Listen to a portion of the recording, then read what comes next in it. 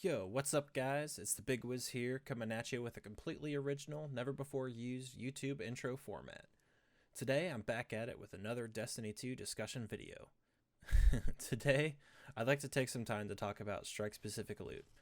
In this video, I'm going to discuss how strike specific loot in the game's current system will be heavily and negatively impacted once sunsetting is implemented, and then provide an idea for a system that could keep these weapons from being completely retired from the game.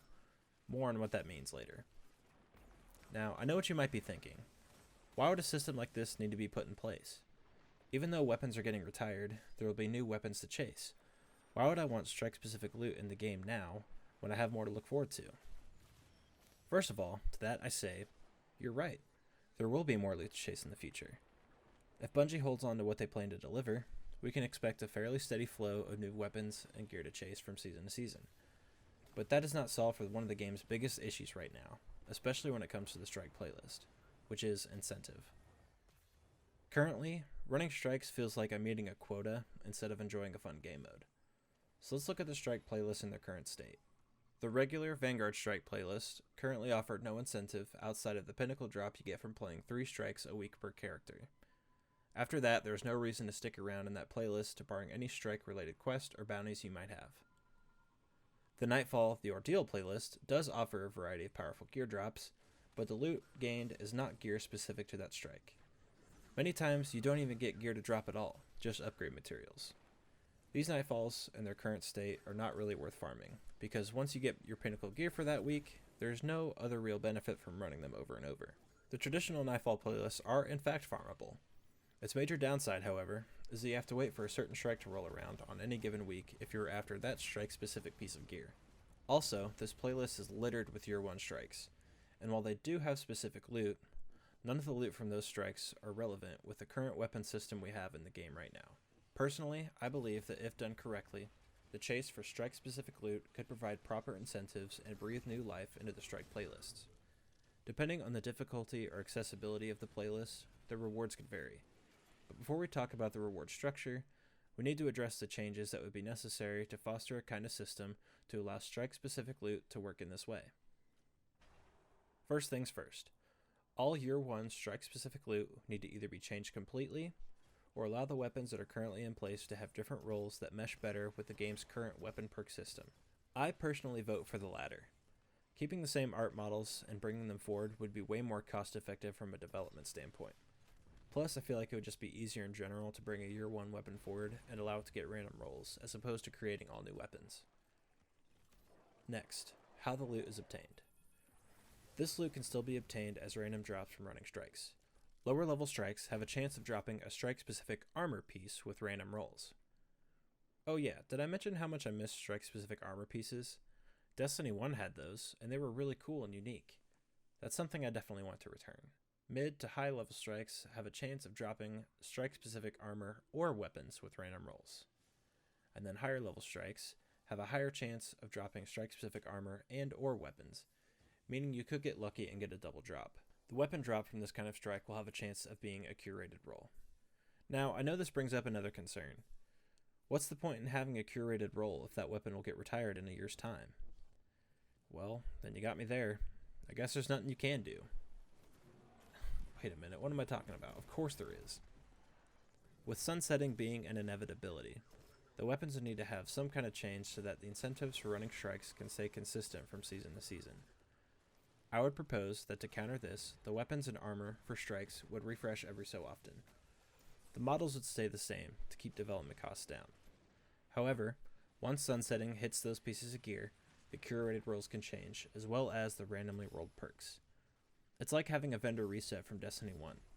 The weapons would stay the same, but the perks on them would change every so often. This system would allow players to keep a certain weapon that they may like in their inventory at all times without causing power creep. For example, let's say I have an incredibly rolled Mindbender's Ambition that is just wrecking it up in Iron Banner. Instead of making another version of Mindbender's that would need to be stronger than the one I have to convince me to use it, the game would essentially retire the old one I have and replace it with another, potentially strongly rolled, Mindbender's Ambition that I can farm for. Since my old one would be sunset, I can no longer use it in power level enabled content like Iron Banner or Trials. This would allow me to still use a Mindbender shotgun without power creep being an issue. If I love the way that Mindbenders looks, sounds, and behaves, and it's my go-to weapon for PvP, this system would allow me to continue to use that weapon if I so choose, without feeling like the game is forcing me to use something else in order to compete in higher end content. Also, with weapons sunsetting after 12 months, which by the way is plenty of time to have fun with a weapon, this would just restart the cycle of grinding strikes again to go after your favorite pieces of gear to use. It's a good kind of grind. And again, it adds much needed incentive to the strike playlist. No longer playing the game of, oh, I have the curated role now, I guess I never have to run the strike again. Rotating weapon rolls as incentive and brings a lot more value out of the strike playlist. Now, let's say that there's one strike-specific curated weapon that you really want, but you haven't gotten it to drop.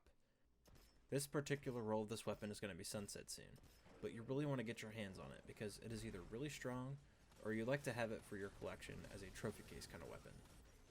You want to get this role before it's gone forever. I would propose reintroducing the skeleton key system from Destiny 1. For each completed strike, you can earn a skeleton key fragment. Earning so many fragments will allow you to craft two different types of keys, a skeleton key or a master key. These keys can be used to open one of the two additional chests that spawn at the end of a strike. We'll just call one of them the epic chest and the other one the master chest, each requiring their own key. Epic chests can be opened with the skeleton key, requiring 25 fragments, and the master chest can be opened with a master skeleton key, requiring 75 fragments. Those amounts can be adjusted, because they're just spitball figures, but you get the idea. Using a skeleton key in the epic chest will allow players to get a guaranteed strike-specific weapon with random rolls, on top of potentially getting one to drop from a completed run, effectively doubling your chances at a good roll. Using a master skeleton key in the master chest will guarantee you the curated roll for that strike-specific weapon. With a system like this, the skeleton key fragments would potentially need to have a cap. Since a master key requires 75 fragments, and that key guarantees a curated roll, 75 fragments should be the cap. This way, you can either craft 3 skeleton keys or 1 master key. If you have either 3 skeleton keys or 1 master key, you will no longer be able to acquire key fragments until those keys have been used, just to keep players from abusing the system. Having a skeleton key system like this would allow players to truly have a bit more control over the loot they can obtain from strikes, all while maintaining the aspirational grind that Destiny players have come to enjoy. Whether you like it or not, sunsetting will happen, but weapons will have a 1-year lifespan, and some even longer. Again, I think that is plenty of time to have fun with a weapon. But for the sentimentalists, I can understand the frustration of having some of your favorite weapons in the game essentially retired. Having rotating roles from year to year will allow players to still be able to use that weapon in new, relevant content. Once the weapon you currently have has been sunset, you can hop back into the strike playlist, build up your skeleton keys, and refarm for it. Once again, bringing back incentive to run strikes outside of quests or weekly pinnacles. Also, a skeleton key system could potentially eliminate FOMO, fear of missing out. If you are having the worst luck getting a good roll on a specific weapon you're grinding for, and you're worried you won't get it to drop before it's sunset, saving up your fragments and using a master skeleton key will still reward players for the time they put into grinding strikes, even though they are not able to get the curated roll to drop randomly. To this day, I have not gotten a good spare rations that are up to my standards. While it's not a strike-specific piece of loot, all the hours I spent grinding for that weapon has just felt like wasted time. It was not a good grind. I have nothing to show for all those hours I've spent in Reckoning. I don't want the same thing to happen to strikes, which make up for a big chunk of the core gameplay experience for average players. Nothing says bad gameplay loop design more than lack of incentives for one of the game's core modes.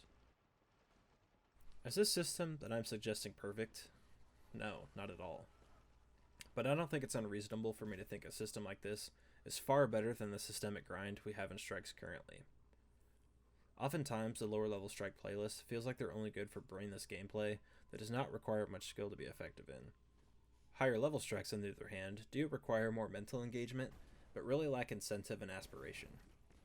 If I want to hone my skills as a Destiny player, I might go try and solo a high level Nightfall, but I'm not rewarded with anything that makes it worth my time, other than having the accomplishment of beating a more difficult activity. At the end of the day, it all boils down to having a system in place that brings incentive to an area of the game that desperately needs it. I hope Bungie can do something with the strike playlist sometime down the line that will make it engaging for players of all experience levels and keep them coming back. Thank you so much for watching this video. I truly hope you enjoyed it. Let me know what your thoughts are down in the comments. What would Bungie need to do with a Strike playlist to keep you interested in them?